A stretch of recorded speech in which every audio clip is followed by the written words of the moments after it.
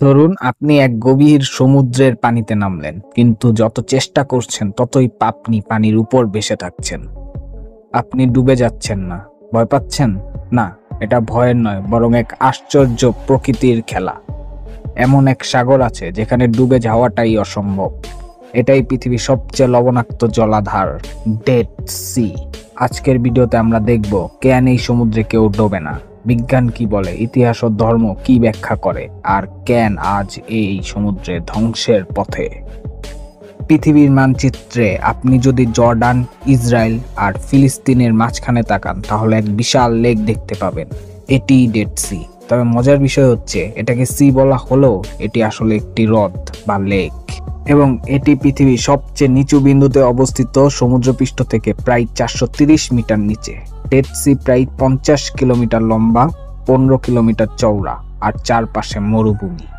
এই জায়গা শুধু গুগল ম্যাপে দেখা কোনো সাধারণ স্থান নয়, বরং এটি একাধারে বৈজ্ঞানিক বিস্ময়, ধর্মীয় প্রতীক এবং পরিবেশ সংকটের অ্যালার্ম বেল। ডেড সি এর সবচেয়ে রহস্যময় দিক হলো, এখানে আপনি চাইলে ডুবে যেতে পারবেন না। এটি সম্ভব হয়েছে এর পানির ভয়ঙ্কর লবণাক্ততার জন্য। সাধারণ সমুদ্রের পানিতে লবণের পরিমাণ হয় 3%, কিন্তু ডেড সি প্রায় 30 থেকে 40%। এই অতিরিক্ত লবণ পানিকে এতটাই ঘন করে তুলেছে যে আপনার শরীর পানি থেকে হালকা হয়ে যায়, ফলে আপনি চাইলেও নিচে নামতে পারবেন না। অনেকে এখানে যায় শুধু এই অনুভবটা নিতে। পানিতে ভেসে থাকা, বই পড়া, ছবি তোলা সবই এখানে সম্ভব। লবণের মাত্রা বেশি হওয়ায় এই পানিতে কোনো জলজ প্রাণী টিকে থাকতে পারে না। না মাছ, না শৈবাল, না কোরাল, কিছুই না। শুধু কিছু ব্যাকটেরিয়া বা এককোষী জীব বেঁচে থাকে। সেই জন্যই এর নাম হয়েছে ডেড সি, মৃত সাগর। পৃথিবীতে এমন কম জায়গায় আছে যেখানে প্রকৃতি এতটাই চরম। বিজ্ঞানীরা এখন এই অঞ্চলে থাকা মাইক্রোব নিয়ে গবেষণা করছেন, কারণ এমন চরম পরিবেশে যারা টিকে থাকতে পারে তারা ভবিষ্যতে চিকিৎসায় ব্যবহারযোগ্য হতে পারে। তবে এই লবণ আর কাদা আবার মানুষের শরীরের জন্য এক আশীর্বাদ। ডেড সির মাড মাস্ক আজ বিশ্বজুড়ে জনপ্রিয়। ত্বকের রোগ যেমন সোরিয়াসিস, একজিমা, এমনকি বাতজ্বরেও এই কাদা ও লবণ ব্যবহার হয়। বিশ্বের বড় বড় কসমেটিক কোম্পানিগুলো এখানে রিসার্চ সেন্টার বসিয়েছে। তারা এখানকার কাদা ও খনিজ দিয়ে তৈরি করছে সাবান, লোশন ও ময়েশ্চারাইজার। পর্যটকরা এখানে শুধু ভেসে থাকার জন্য নয়, বরং শরীর সুস্থ রাখতে আসে। এটাকে বলা হয় মেডিকেল ট্যুরিজম। ডেড সির সাথে জড়িত আছে এক ভয়ঙ্কর ধর্মীয় কাহিনী। বাইবেলে বলা হয়েছে এই অঞ্চলে ছিল সদম ও গমোরাহ নামে দুইটি শহর। পাপাচার, অন্যায় আর নীতিভ্রষ্টায় তারা ডুবে গিয়েছিল। ঈশ্বর এই শহরদ্বয়কে ধ্বংস করে দেন আগুন ও গন্ধক দিয়ে।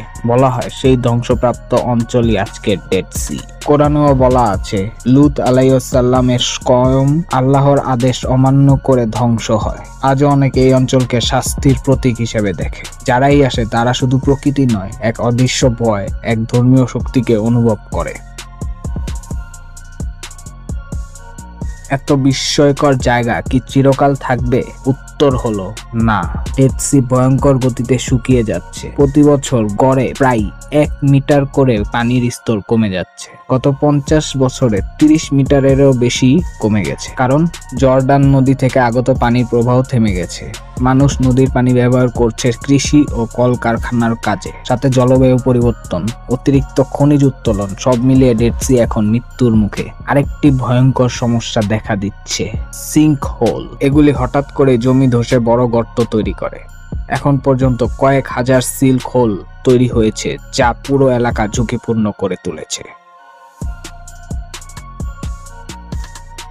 বিভিন্ন প্রজেক্ট চলছে, যেমন রেড ডেড ক্যানেল প্রজেক্ট, যাতে লোহিত সাগর থেকে পানি এনে ডেড সি রক্ষা করা যায়। তবে এই পরিকল্পনায় অনেক পরিবেশগত ঝুঁকি আছে। পানি মিশে গেলে লবণের ঘনত্ব কমে যাবে, বাস্তুতন্ত্র পরিবর্তন হবে, ডেড সি আমাদের চোখের সামনে হারিয়ে যেতে পারে। এটি শুধু একটি হ্রদ নয়, এটি জীবনচক্র, একটি প্রাকৃতিক পাঠশালা এবং এক ভয়ঙ্কর বার্তা। ডেড সি আমাদের শেখায় প্রকৃতি কখনো রহস্যময়, কখনো সুন্দর, আবার কখনো সতর্ক বার্তাও হয়ে দাঁড়ায়। একদিকে এটি বিজ্ঞান, ইতিহাস ও ধর্মের মিলনস্থল, অন্যদিকে এটি আমাদের ভবিষ্যতের আয়না। আপনি যদি একবারও সুযোগ পান ডেড সিতে ঘুরে আসুন, চোখ বন্ধ করে বেঁচে থাকুন। ভাবুন আপনি প্রকৃতির কতটা সামান্য একটা অংশ, আর ভাবুন এই অসাধারণ জায়গাটি আমরা কি রক্ষা করতে পারবো। আপনার মতামত আমাদের জানাতে ভুলবেন না। ভিডিওটি ভালো লাগলে লাইক দিন, বন্ধুদের সাথে শেয়ার করুন এবং অবশ্যই আমাদের চ্যানেলটি সাবস্ক্রাইব করতে ভুলবেন না। ধন্যবাদ সবাইকে।